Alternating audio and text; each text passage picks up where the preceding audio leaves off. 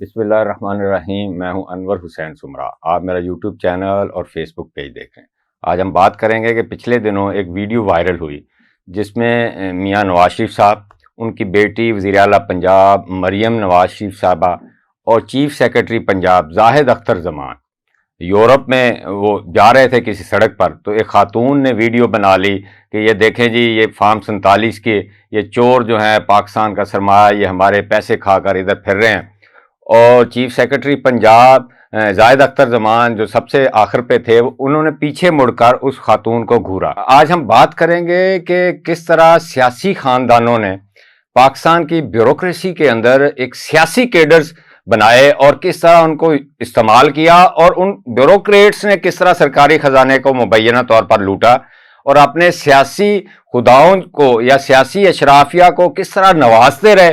اور اس طرح کے معاملات میں، اور جو آنیسٹ آفیسر تھے، جو کمپیٹنٹ آفیسر ہیں، جو اہل آفیسر ہیں، جن کی ریپیوٹ بہت اچھی ہے مارکیٹ میں، وہ بیچارے کھڈے لین لگے رہے اور ان کو نہ کبھی کسی نے پرائز پوسٹنگ دی، نہ کبھی ان کو بلا کر حوصلہ افزائی کی گئی کہ یہ آپ نے بڑا اچھے اقدامات کیے۔ اس پر بات کریں گے کہ یہ زاہد اختر زمان جو چیف سیکرٹری پنجاب ہیں، یہ کس طرح ذاتی ملازم بنے بیٹھے ہیں اور اس کی وجوہات کیا ہیں۔ مریم نواز شریف صاحبہ جو ہیں، یہ اپنے گلے کی سرجری کے لیے 6 نومبر کو یہ جنیوا سوئٹزرلینڈ گئیں اور یہ 12 نومبر کو انہوں نے واپس آنا ہے۔ ہسٹری میں پہلی دفعہ ہوا ہے کہ کوئی چیف منسٹر پنجاب ہو یا کوئی اور چیف منسٹر ہو، وہ نجی دورے پر ٹریٹمنٹ کے لیے باہر جائے اور چیف سیکرٹری ان کے نجی دورے میں ان کے ساتھ جائے اور ان کے پروٹوکول کا خیال رکھے، ان کی سیکیورٹی کا خیال رکھے، جس طرح ذاتی ملازم رکھتے ہیں۔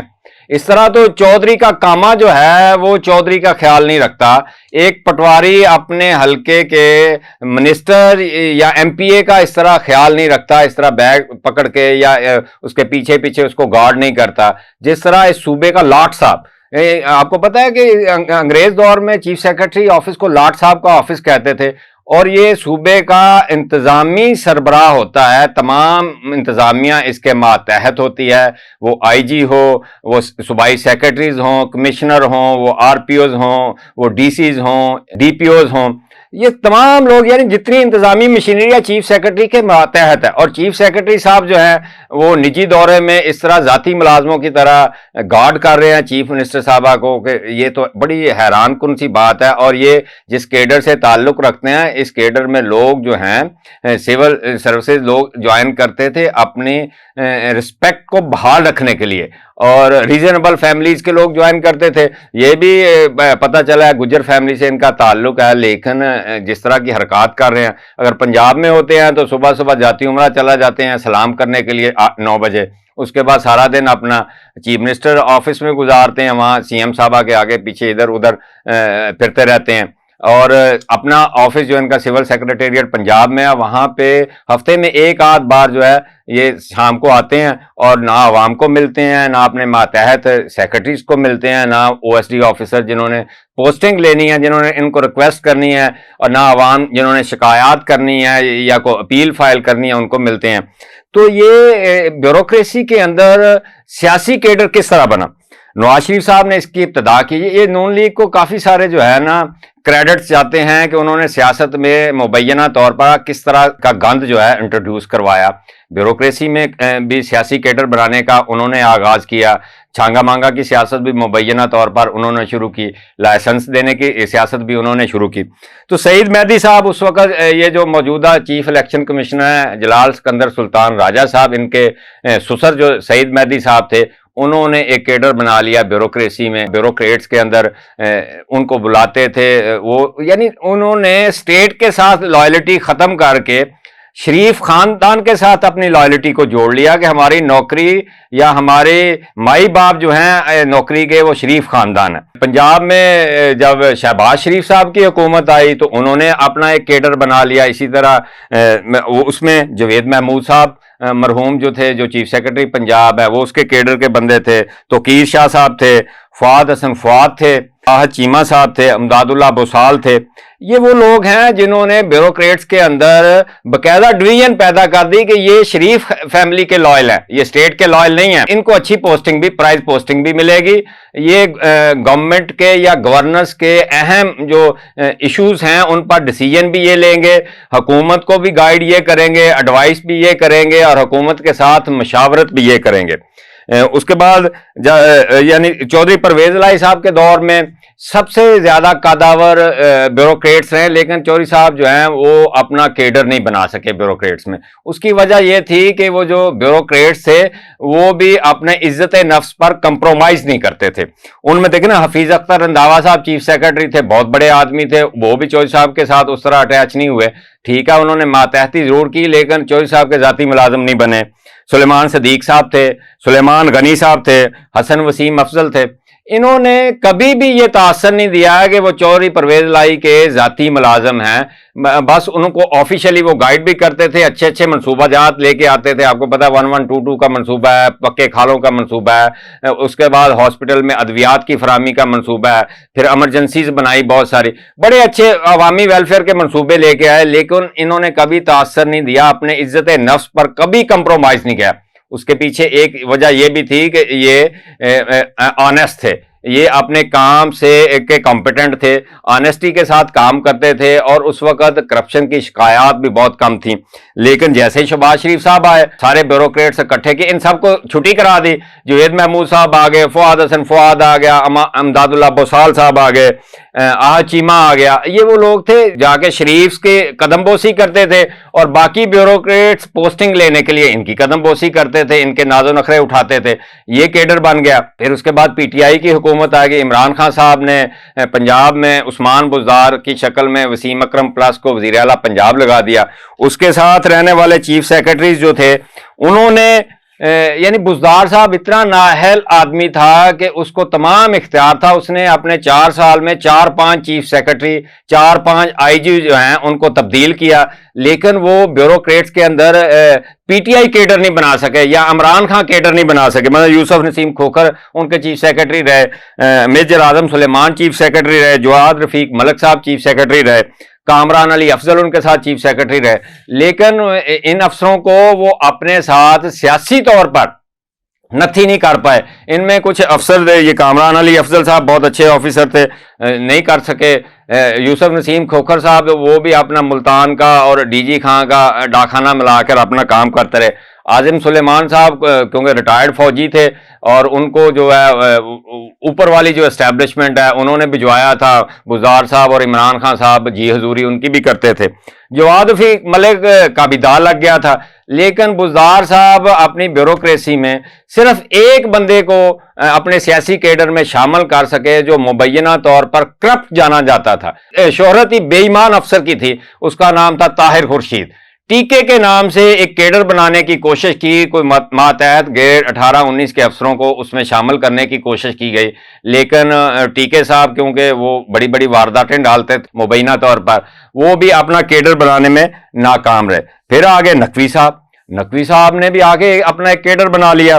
उन्होंने पहले तो जाहिद अख्तर जमान साहब उनके कैडर में शामिल हो गए, उसके बाद डॉक्टर उस्मान अनवर साहब उनके कैडर में शामिल हो गए, नकवी कैडर में बिलाल सदीक कमियाना साहब जो सीसीपीओ लाहौर हैं उनके कैडर में शामिल हो गए।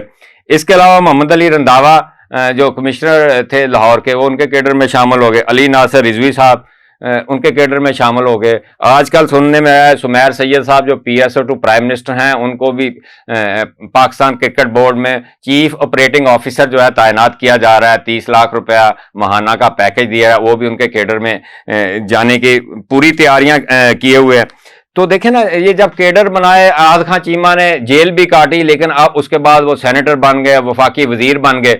अब ज़राए का ये कहना है, ब्यूरोक्रेटिक सर्कल और सियासी अशराफिया का ये कहना है कि वज़ीर आज़म पाकिस्तान शहबाज शरीफ साहब के वो इतने ज़्यादा करीब हैं कि हर मामले में उनका जो मशवरा होता है वो फाइनल समझा जाता है। और तमाम वफाकी जो वज़रा हैं, जो सियासी लोग हैं, वो सारे नाराज हैं आहद खां चीमा साहब के साथ, क्योंकि आहद खां चीमा साहब जो है एक अलहदा से अपनी रखरखाव रखा हुआ, एक अलहदा से उन्होंने अपना रूम बनाया हुआ है। اس میں وہ رہتے ہیں اور باقی لوگوں کو لفٹ ہی نہیں کراتے کیونکہ پرائم منسٹر کو ان کی آشیرواد حاصل ہے. اور پنجاب میں انہوں نے فواد حسن فواد صاحب کو یہ کام دیا ہوا ہے, جتنے بھی کام ادھر ادھر کے کرنے ہوتے ہیں, اگر لیکوڈیشن بورڈ کی زمین ہتھیانی ہے مبینہ طور پر یا کوئی اور کام کرنا ہے تو فواد حسن فواد صاحب جو ہیں ان کے ساتھ پورا کندھا لگاتے ہیں. یعنی اس طرح اب ایک دو پولیس آفیسر بھی, اب ایک خاتون ایس ایس پی ہیں ان کو بھی اسلام آباد لے کے جا رہے ہیں, ایک خاتون اے ایس پی ہیں ان کو پی سی بی میں لگایا جا رہا ہے. یعنی کہ اس طرح سے کیڈرائزیشن سیاسی کر دی ہے کہ جو آنیسٹ آفیسر ہیں, کمپیٹنٹ آفیسر ہیں, وہ ماضی میں بزدار صاحب بھی ان کو اگنور کرتے رہے. اب جو ہے جب سے یہ وزیر اعلیٰ پنجاب مریم نواز شریف صاحبہ آئی ہیں یہ بھی ان کو اگنور کر رہی ہیں, اور انہوں نے بھی 4-5 آفیسر کا ایک سرکل بنایا ہوا ہے. اور چیف سیکرٹری پنجاب جو ہیں, جو لاٹ صاحب ہیں اس صوبے کے, وہ ذاتی ملازم بنے ہوئے ہیں. اس طرح سے چودھری کا کاما جو ہے وہ بھی حکا نہیں بھر کے دیتا چودھری صاحب کو, اور چودھری صاحب کے لیے کی رکھوالی اتنی نہیں کرتا, اور چودھری صاحب کو صبح شام اتنے سلام نہیں کرتا. اور ایک عام پٹواری جو ہے, جو بڑا چھوٹے لیول کا پٹواری ہے, وہ بھی کبھی سیاسی لوگوں کے اس طرح ڈیرے پہ جا کر سلام نہیں کرتا جس طرح چیف سیکرٹری پنجاب جو صوبے کا انتظامی سربراہ ہے وہ اپنے آپ کو سرنڈر کیے ہوئے ہے. اس کے پیچھے وجوہات کیا ہیں کہ نقوی دور سے وہ چیف سیکرٹری ہیں, اور آپ کو پتا ہے پنجاب میں ہسپتالوں کی رینوویشن, اپ گریڈیشن اور ان کی امپرومنٹ جو ہے, ریویمپنگ جو ہے, 15 ارب روپیہ اس پر لگایا گیا. اور چیف سیکرٹری پنجاب جو ہیں انہوں نے خوب اس میں اپنا کام کیا, اور تمام ہاسپٹل میں ایک ہی بارش میں وہ ساری چھتیں بھی ٹپک گئیں, وہ جو فلورنگ کی ہوئی تھی وہ بھی اکھڑ گئی. اس کے علاوہ سول سیکرٹریٹ پنجاب پر 1 ارب 44 کروڑ روپے کی رینوویشن کروا دی گئی. وہاں سی ایم صاحبہ کو ایک دفتر دے دیا گیا, ان کو شیشے میں اتار لیا گیا. پہلے دن ہی جس دن انہوں نے اوتھ اٹھایا ایک افتتاح کروا دیا, 2-4 تختیاں لگوا دیں. سول آفیسر میس میں انہوں نے جناب 1 ارب روپے کی رینوویشن شروع کروا دی ہوئی ہے. اسی طرح باقی تمام دفاتر میں جو ہے اربوں روپے کی رینوویشن ہو رہی ہے. اور مبینہ طور پر یہ پنجاب کی ہسٹری میں پہلی دفعہ چیف سیکرٹری آفس کی کریڈیبلٹی پر لوگ سوال اٹھا رہے ہیں کہ چیف سیکرٹری آفس کی کریڈیبلٹی جو ہے آنیسٹی کے حوالے سے, ٹرانسپیرنسی کے حوالے سے وہ کویسچنیبل ہو گئی ہے. اور اس کے علاوہ دوسرے معاملات میں چیف سیکرٹری صاحب جو اپنے دفتر میں نہیں ملتے, وہ ذاتی ملازم کی طرح وہ مریم نواز شریف صاحبہ ہوں, نواز شریف صاحب ہوں, ان کے آگے پیچھے گھومتے ہیں.